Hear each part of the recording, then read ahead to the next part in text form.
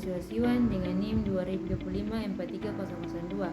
Di sini saya akan menjelaskan tentang kasus dilema digital ketika kemajuan teknologi beririsan dengan krisis nilai Pancasila di generasi muda.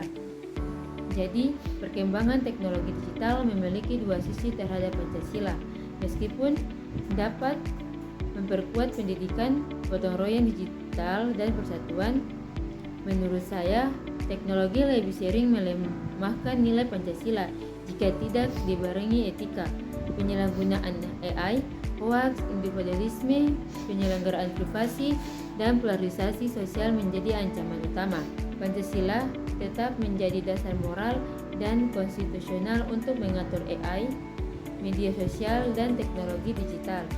Setiap pengelolaan teknologi harus sejalan dengan prinsip sila kemanusiaan, persatuan, demokrasi, dan keadilan sosial.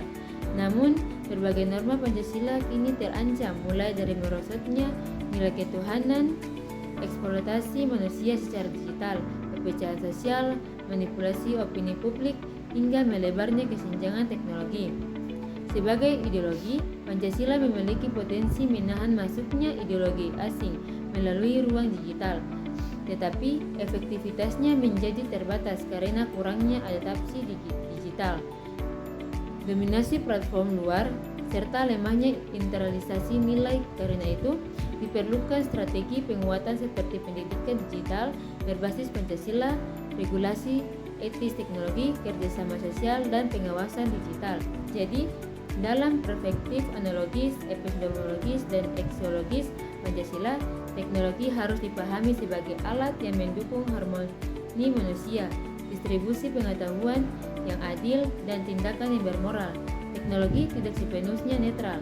Nilai muncul dalam penggunaan dan dampaknya sehingga harus diarahkan sesuai etika Pancasila. Menurut saya, konflik etis digital seperti plagiarisme, defek, pornografi, dan ujaran kebencian, untuk mengatasinya perlu didikan etika digital, regulasi bijak, penggunaan kritis, dan kolaborasi lintas pihak.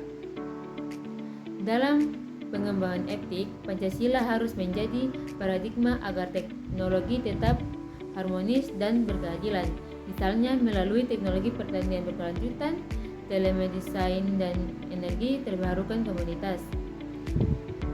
Dan akhirnya, strategi paling efektif untuk revitalisasi Pancasila di era digital adalah integrasi nilai di seluruh ekosistem digital melalui pendidikan, kampanye kreatif, partisipasi publik, dan kebijakan yang berpihak pada etika Pancasila. Pemerintah, kampus, dan generasi muda masing-masing memiliki peran penting untuk mengembalikan Pancasila sebagai fondasi kehidupan digital. Menurut saya, strategi yang paling efektif untuk revitalisasi Pancasila di era digital adalah integrasi nilai ke seluruh ekosistem digital melalui pendidikan, kampanye kreatif, dan partisipasi publik. Yang terakhir adalah kesimpulan. Jadi kesimpulan yang bisa saya berikan adalah perkembangan teknologi digital membawa peluang sekaligus ancaman bagi penerapan nilai-nilai Pancasila.